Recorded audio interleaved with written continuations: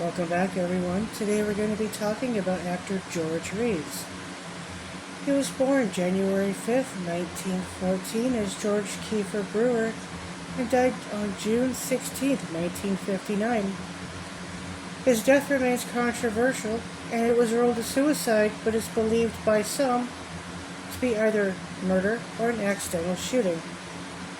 He was born in Woolstock, Iowa, 5 months into the marriage of Donald Carl Brewer and Miss Lesher. They separated soon after his birth, and Reeves and his mother moved from Iowa to Kentucky to stay with family, then went on to her home in Galesburg, Illinois. Later, his mother had moved to California to stay with his sister, and while there, by 1920, she met and married a Frank Joseph Besselow. Besselow formally adopted Reeves when he, Reeves, was 13, and Reeves took his stepfather's last name. His biological father had remarried to a woman by the name of Helen and had disappeared into the night, never to be seen again. The Besselow marriage lasted 15 years, ending in a divorce, with the couple separating while George was away visiting family.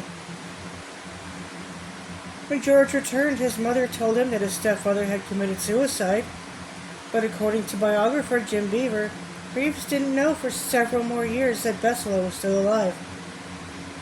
Besselow had then passed away at age 57 in 1944, well into his adopted son's acting career, which spanned from 1939 all the way up to his death in 1959. Reeves only married once. They had no children and divorced after 10 years of marriage. Reeves' film career got its start when he was cast as one of the Scarlett O'Hara's suitors in Gone with the Wind in 1939. Now, it was a minor role, but he appeared alongside actor Fred Crane, both having dyed their hair red in the film's opening scene, where they portrayed the Tarleton twins.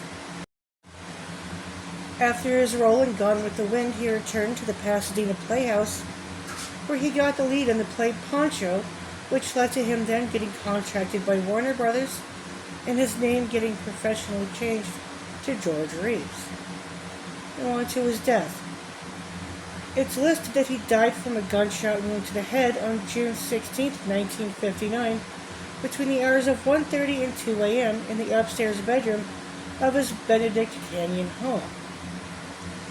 His Reeves' fiancée, Lemon, as well as some party guests, were in the home at the time of the shooting, and Lemon told police she was in the living room with the guests when it happened. Hearsay from Reeves' friend and colleague from Gone with the Wind puts Lemon either in close proximity or directly inside the bedroom, and according to Crane, who wasn't even there, Bull Bliss had told Millicent Trend after the shot rang out, Lemon came downstairs and said, "Tell them I was down here. Tell them I was down here." Now, if she had nothing to do with his death, why was she so adamant that everyone tell detectives that she was in the living room with them?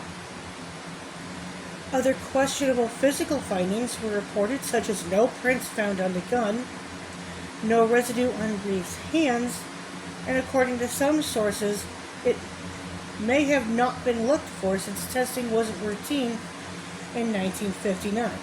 I don't see why they wouldn't have done it for Reeves, considering his status as an actor.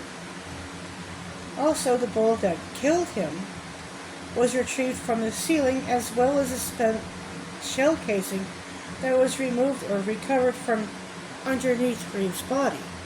If he did commit suicide, I would put money on the shell casing being somewhere else and that it was planted underneath him.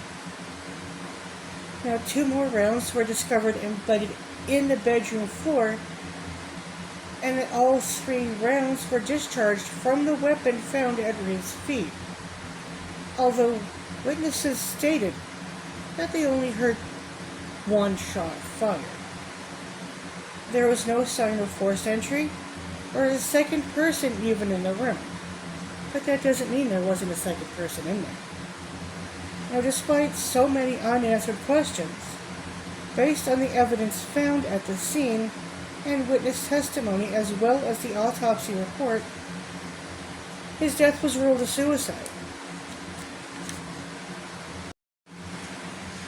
Now, this is just my own uneducated theory on the matter. I'm not an expert. I'm not a detective. I don't do ballistics in that manner. I just go to the range and fire off some rounds. Anyway, it's my take that his then fiancée, Lenore Lemon, is the one that murdered him. Let's take into consideration that there were no prints on that gun. If he did shoot himself, his prints would have been on there. The location of the shell casing tells me it's planted. And if he did still send himself to Jesus, there would have also been residue on at least one hand when he did it. And just because there wasn't evidence of someone else in that room doesn't mean it wasn't there. Forensics wasn't anywhere near what it is today, and I'm pretty sure it wasn't even a thing. And just because testing for residue wasn't commonplace, I would have a hard time believing that it wasn't done for Reeves, considering his status as an actor, even if his career was waning. And it was reported by his then fiancée that he was getting depressed. His star was starting to fizzle. And even then, that does not guarantee his career won't pick up again. It was just a lull. But everyone involved in this is now gone. Even if, Reeves faked his own death to escape the spotlight, which that's also, in my opinion, that's also a possibility. He faked his death to escape the spotlight and just go to a quieter place to live out his retirement. But that's just a theory, it's just speculation.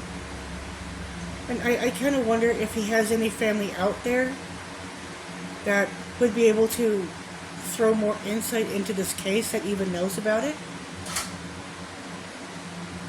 If you hear my dog scratching at the door, she's Velcro and will die without human interaction, apparently.